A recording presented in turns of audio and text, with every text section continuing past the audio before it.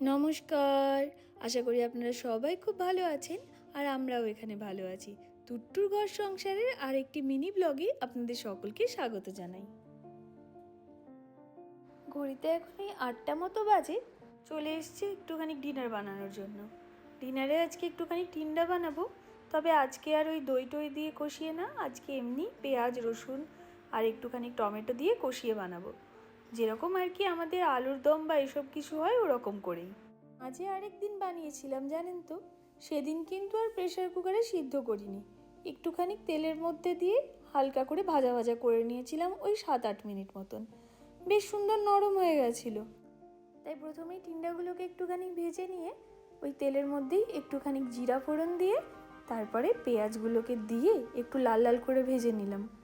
তারপরে আদা রসুন পেস্ট আর ওই টমেটোগুলো দিয়ে ভালো করে বেশ কিছুক্ষণ কষিয়ে নিয়ে নুন, হলুদ, কাশ্মীরি লঙ্কার গুঁড়ো, ধনে গুঁড়ো, জিরে গুঁড়ো আর অল্প একটু লাল লঙ্কা, কিন্তু লাল লঙ্কাটা আমি এখানে স্কিপ করে তার বদলে একটা কাঁচা লঙ্কা দিলাম।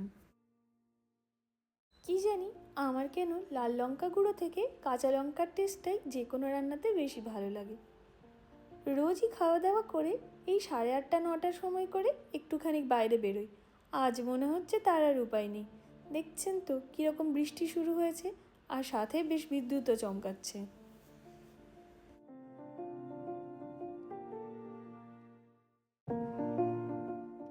যেদিনই দুপুরবেলাতে একটু গরম গরম মনে হয়, সেদিনই বিকালবেলায় একটু ধুলো ঝড় বা এমনি ঝড় হয়ে গিয়ে মাঝে মধ্যে একটু বৃষ্টিও হয়।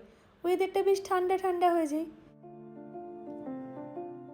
বেশ সুন্দর সিদ্ধ হয়ে গেছে। অল্প একটু চিনি দিয়ে দিলাম। দাঁড়ান, ওপরে থেকে একটুখানি ধনেপাতা কুচি দিয়ে দিই। চলুন তাহলে এবার খেয়ে নেওয়া যাক। বৃষ্টিটা যদি কমে তাহলে একবার বাইরে থেকে হেঁটে আসবো। টিন্ডা আর রুটির সঙ্গে বাড়িতে বানানো একটুখানি কেরার সাংড়ির আচার। ব্যাস, আজ তাহলে আসি, টাটা।